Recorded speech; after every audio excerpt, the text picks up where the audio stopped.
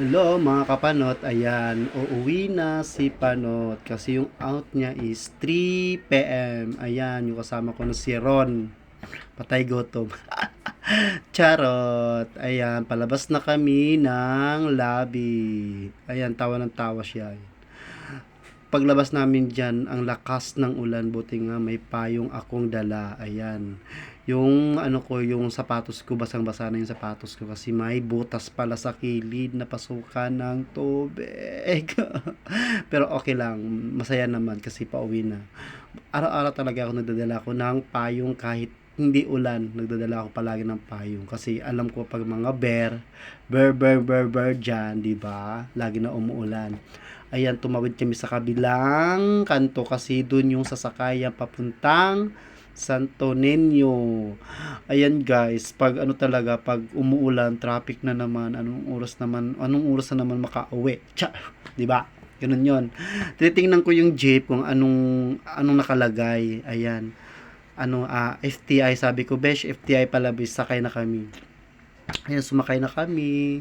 Tapos, tatlo lang kaming pasahero dyan.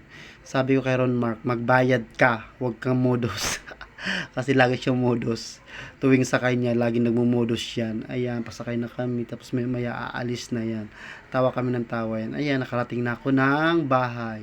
Pagbukas ko sa pintuan, tulog pala yung kabit ko. Sabi ko, wag kang maingay. Tulog yung kabit ko. Ayan, pa-blind ako, di ba?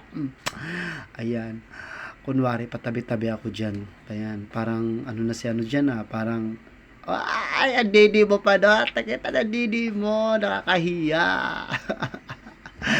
Ang laki-laki ng tiyan mo pa not. Ano ba yan? O, di ba, o, papayakap-yakap pa sa kabit niya, besh. O, di ba?